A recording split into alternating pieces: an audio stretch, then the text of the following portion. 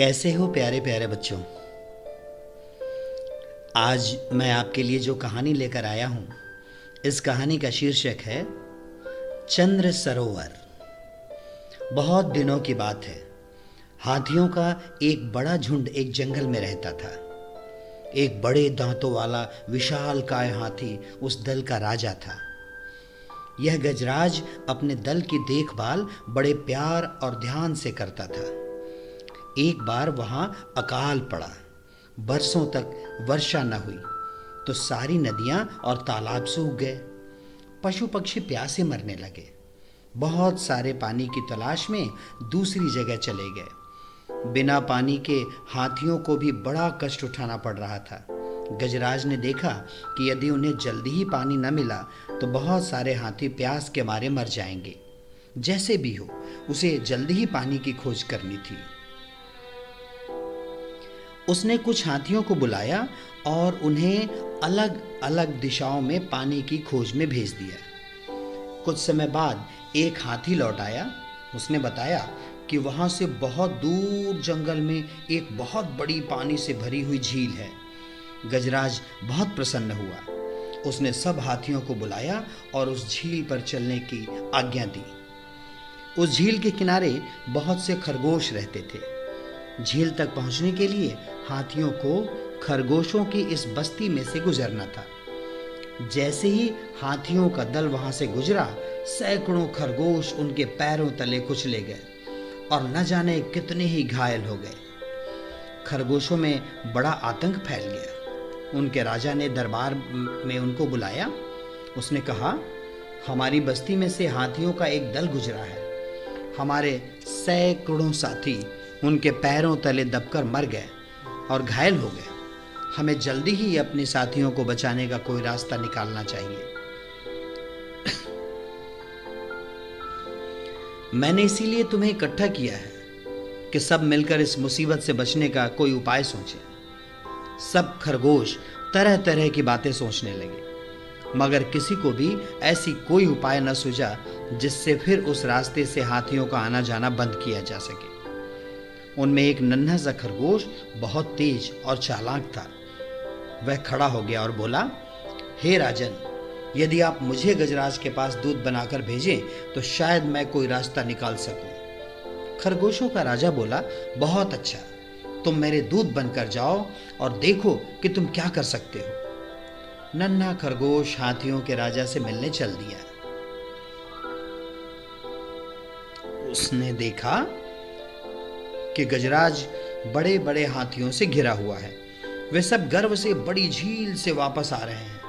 वह डरा कि गजराज के पास पहुंचने से पहले ही कहीं वह दूसरे हाथियों के पैरों तले न दब जाए, लेकिन संदेश तो उसे पहुंचाना ही था।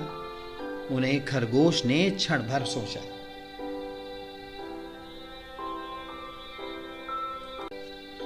फिर वह एक ऊंची चट्टान पर चढ़ गया और जोर से चिल्लाया, सुनिए गजराज, मेरी बात सुनिए। गजराज ने जब खरगोश को चिल्लाते हुए सुना तो उसकी तरफ देखा। अच्छा महाशय, आप कौन हैं? उसने पूछा। मैं दूत हूं, खरगोश ने उत्तर दिया। दूत? किसका? गजराज ने प्रश्न किया। खरगोश बोला, मैं महाबली चंद्रमा का दूत हूं। आपने मुझे नहीं पहचाना? गजराज बोला, बहुत ठीक, क्या चंद्रमा ने मेरे लिए कोई संदेश भेजा है? खरगोश बोला, जी हाँ राजन, कृपा कर याद रखिएगा कि दूत को संदेश सुनाने के लिए सजा नहीं दी जाती। वह तो केवल अपने कर्तव्य का पालन करता है। राजा ने कहा, बहुत ठीक, जो कुछ कहने के लिए तुम्हें भेजा गया है बेधड़क कहो। नन्हा खरगोश बोला, राजन, चंद्रमा ने यह संदेश भेजा है। ओ गजराज, तुमने अपने दल सहित यहां आकर मेरी झील का पवित्र पानी गंदा कर दिया है। तुमने झील पर जाते हुए हजारों खरगोशों को अपने पैरों तले रौंद डाला है। यह याद रखो कि यहाँ के सारे खरगोश मेरे आश्रित हैं और उनका राजा मेरे साथ रहता है। महाबली चंद्रमा ने कहलाया है कि अब आगे कोई भी खरगोश मारा न जाए, अन्यथा तुम लोगों पर भयंकर विपत्ति आएगी। यह संदेश सुनकर गजराज घबरा गया। उसने नन्हे खरगोश की तरफ देखकर कहा, यह सच हो सकता है कि झील की ओर आते हुए हमने शायद बहुत से खरगोश मार दिए हों। मैं आगे से ध्यान रखूंगा कि फिर ऐसी घटना न हो। मैं चंद्रमा से प्रार्थना करूंगा कि मेरे अपराधों को क्षमा कर दे। दया करके मुझे बताओ कि अब मैं क्या करूं। नन्हे खरगोश ने उत्तर दिया, मेरे साथ चलिए, लेकिन अकेले ही आइए, मैं आपको चंद्रमा से मिलाने ले चलूं। नन्हा खरगोश भारी भरकम गजराज को झील के पास ले गया। वहां उन दोनों ने झील के स्थिर पानी में चंद्रमा की परछाई देखी। नन्हे खरगोश ने कहा, चंद्रमा से मिलिए। गजराज बोला, मैं चंद्रमा की पूजा करूंगा। फिर उसने पानी में अपनी सूंड डाल दी। पानी एकदम से हिल गया। पानी के हिलते ही लगा कि मानो चंद्रमा इधर से उधर आ जा रहे हैं। नन्हा खरगोश बोला, अब तो चंद्रमा तुम पर और अधिक गुस्सा हो गए। गजराज ने पूछा, क्यों? मैंने ऐसा क्या किया है? तुमने चंद्रमा की झील के पवित्र पानी को छू दिया है। यह सुनकर गजराज ने अपना सिर झुका लिया और बोला, मुझे क्षमा कर दो खरगोश, कृपया चंद्रमा से कहो कि वे मुझे क्षमा कर दें। अब फिर कभी झील के इस पवित्र पानी को कोई हाथी नहीं छुएगा और कोई भी हाथी चंद्रमा के प्यारे खरगोशों को कभी भी हानि नहीं पहुंचाएगा। इतना कह गजराज अपने दल सहित वहां से चला गया।